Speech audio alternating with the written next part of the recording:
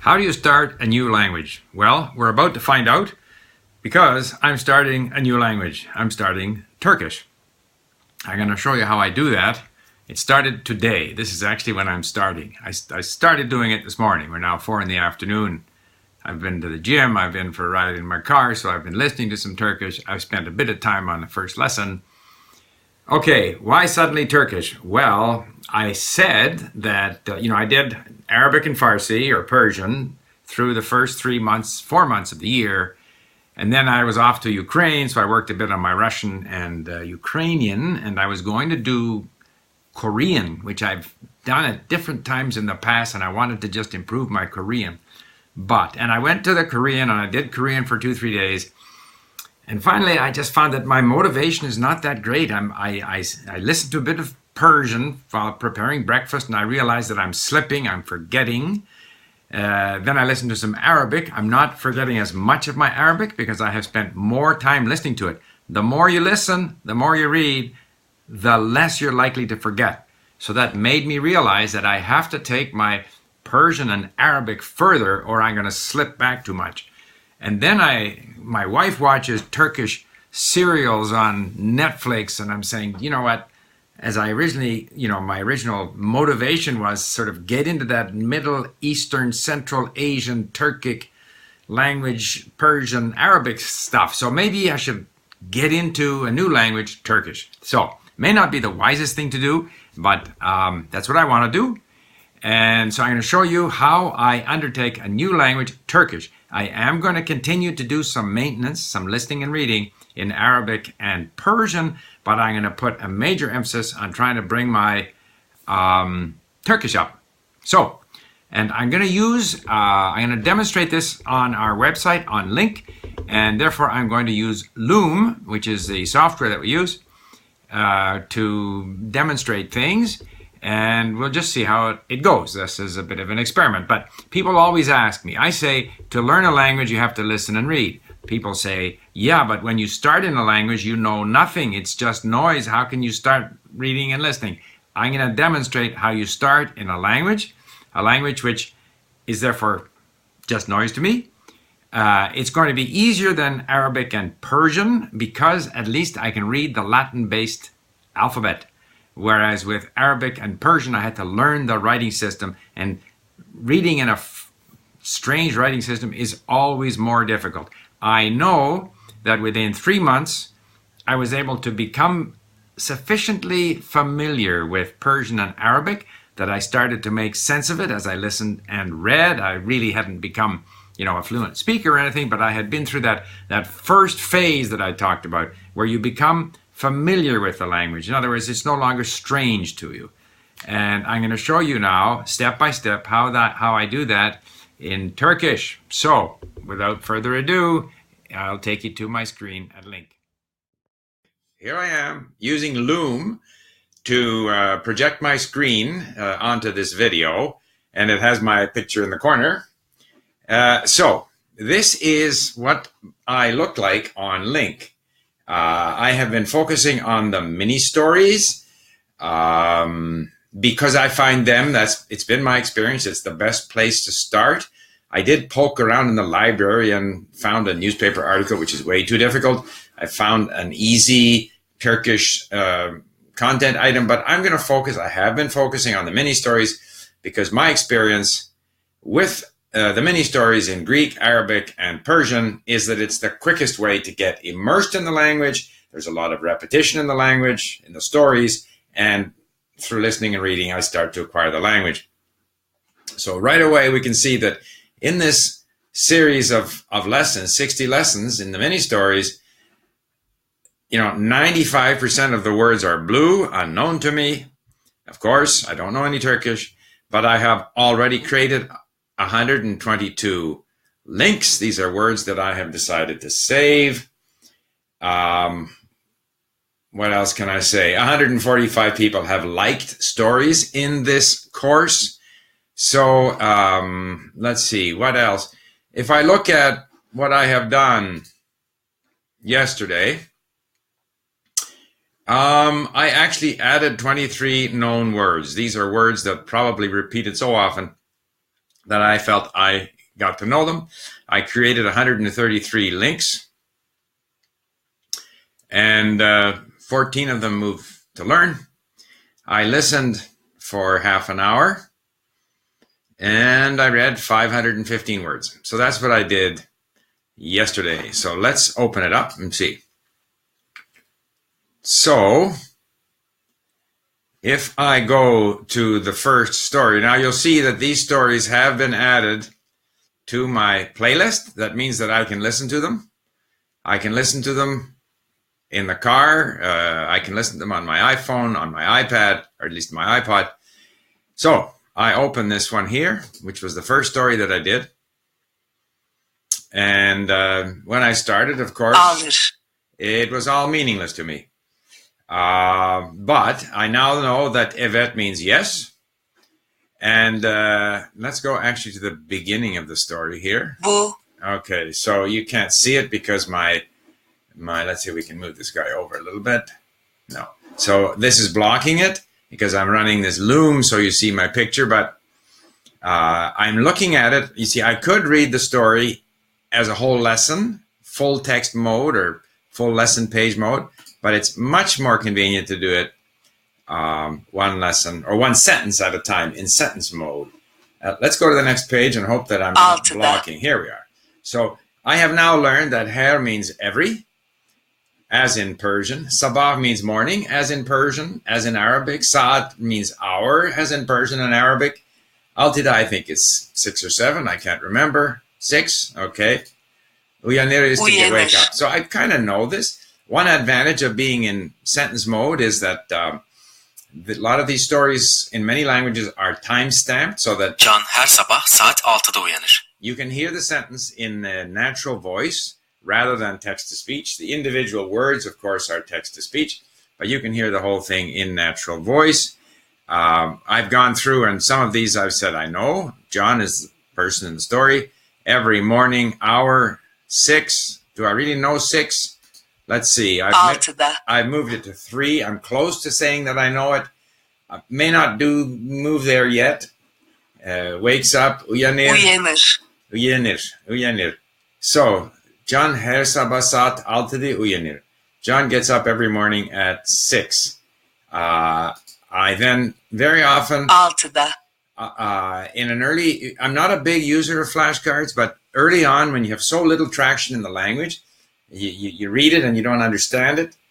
Looking at the words individually is another form of exposure, and it's helpful in terms of getting a handle on what these words are because it's so easy to forget them in the early stages. So 6, yes, I knew that. I got it right. What else? Uyanır, wake up. Again, I know that. I'm not going let's move it to known. Uyanır, I know it. I know it in context. Kahvaltısını. So now I move to the second sentence. Now you'll see up here that going in sentence mode, I've got a lot of sentences to cover in this lesson. And again, I can, start again. I can listen to Kahvaltısını yapar ve kahvesini içer. Now, kahvaltısını, I think, is breakfast. I'm fairly confident of that. Let's move it to there. Kahvaltısını. You see that the color gets lighter. I want my page to get lighter. Yapar is to do, make, do, as I remember. Yapar. Yapar. So makes breakfast. Va is the same as in va, wa, and as in Persian. This, I think, is coffee. Kahvesini. Kahvesini. I'm not worried at this point about whether it's the direct object or the subject of the sentence. I just want to get a sense of the words. This is drink. İçer. İçer. I think I know içer. I can move it. İçer. Now, obviously, I'm dealing with a bunch of words here. And by the way, I can listen. Kahvaltısını yapar ve kahvesini içer. The interesting thing is I can listen to the sentence and understand it because I'm looking at it and I've looked up the words and I can review the words in my flashcards. When I hear this on my iPod or my iPhone, I still don't understand it. Okay? So it's a constant process. Your brain has to gradually get used to it. When I've now gone through the first 5 lessons, and there are a few words that I pick up as I listen. If I go through, reading it and reviewing it, I understand more. When I listen to it, I don't understand much. but I start to hear a few words. It's like that jigsaw puzzle. Certain elements are starting to appear. And I know from experience, from my experience with Greek and Persian and Arabic, all of which are not written in the Latin alphabet, that it's just a matter of time before this starts to become clearer to me. However, it is useful to have a sense of the grammar. So, sort of an overview, nothing too complicated. So, what I typically do is, I go and I will Google. Now, at an initial stage, I really only want an overview of the, I wonder why this is showing up like this. Anyway, I really only want an overview of the grammar. Now, here I am. So I could, Turkish basics, that sounds pretty good. If I go there, maybe that'll give me what I want. Yeah, so I am, you are, numbers, it gives you some sense. Let's see what they have here. Positive question, negative question, personal pronouns, I am a doctor. This is really all I want initially, to get just a beginning sense of how the language works. But, the interesting thing is, if I type in Turkish grammar, there are PDF files I can download. There's a tremendous amount of resources out there. Or if I wanted to go Turkish nouns, if my curiosity is more on nouns, there's no shortage of material on that as well. So whenever I'm curious about the grammar, I can go back in and search for it. But right now, I just want an initial sort of rough indication of how the grammar works. My main focus now, so I've done 5 stories, is to get where I can understand those 5 stories. I may stay on the 5, although I have to admit that I get enjoyment out of uncovering new words. So let's just go back for a second. Kahvaltısını. Let's go to my lessons. And, okay, so where are we? Mini stories here. I don't think I did that as elegantly as I could. But I can tell by the green line here, that these stories I have gone through.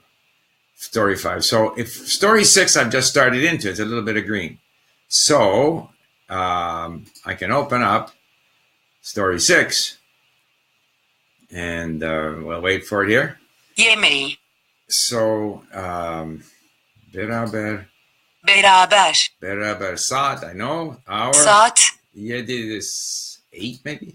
7? 7'de. Akşam. Yemeği. But I like the idea that I'm uncovering blue words. So I'll go in there. Their sons. Oğulları. Onlarla. With them. Onlarla. Birlikte. Yemek. Yer. So yeah, that doesn't make sense. So I kind of save that word. Yemek yer. Eat food. So they Yemek eat. Yemek yer. yer must mean to eat. Let's see if I translate the whole sentence. Okay, I'm blocked, but their son eats with them. Oğulları onlarla birlikte yemek yer. So I will continue doing this sort of as far, depending on my mood. Do I want to uncover more blue words? At some point, I have to go back again. And when I am not in front of the computer, when I'm in the car or doing the dishes or exercising, I'm just listening to these. And while I'm listening, of course, it's mostly incomprehensible, but I get better at hearing the words. I might hear on la, or yemek yer, and I'll hear it, but I won't know what it means. And then I go back to reading it again. And so this is the constant process whereby within a week or so, these stories start to have meaning. And, there are 60 stories. If I can cover the 60 stories in 3 months, on average, that's 20 stories a month. But of course, I will pick up more and more words. So I'll pick up speed. So it's possible that the first month I can only do 10 or 15. And then the second month I'll do 20. And then I'll go through the last 20 a lot more quickly. And so that I know from experience that over 3 months, I will achieve that level of what I call that first phase, where the language is no longer strange. I am sort of starting to become familiar with the language, but I don't yet have a lot of words. But then I'm ready to embark on that second very long stage where I start to acquire more words that eventually take me to this level of comfort in the language so that I can really start enjoying interesting content. At any rate, I am excited about starting Turkish. I'm excited about the connections to Farsi and Arabic. I'm excited about getting into this part of the world. I should also mention, by the way, that listening to things that I don't understand is motivating to me because it makes me want to look at it in LingQ and look up the words. But also, one of my motivations for learning Turkish, other than the connection to Arabic and Persian, is the fact that my wife has been watching Turkish serials or series, soap operas on Netflix. And it's kind of motivating to see these people speaking and you can't understand what they're saying. So that there are many different things that might motivate us to learn a language. And basically, it's a matter of motivation and time. So I know from experience, if I put in the time doing this, gradually bring it into me, the language will become clearer. And then at some point, I will have the urge to speak. But obviously, right now, I don't understand. I can't speak, so I have no interest in connecting with a tutor. Now, in 3 months, based on my experience with Persian and Arabic, I probably will want to connect with a tutor. So there you have it. I look forward to your comments. And let me know what you think. And if you're interested in continuing to follow my progress in Turkish. Well, that's day one on Turkish. Not well prepared, but that's the way I am. That's how I go about these things. I'd be very interested in your reactions, questions about how this applies to other languages, questions about how you approach, say, a language that you have already been working at, but sometimes feel that you're not, getting anywhere on, or any other questions. And let me know if you're interested in following my progress in Turkish. Okay, bye for now.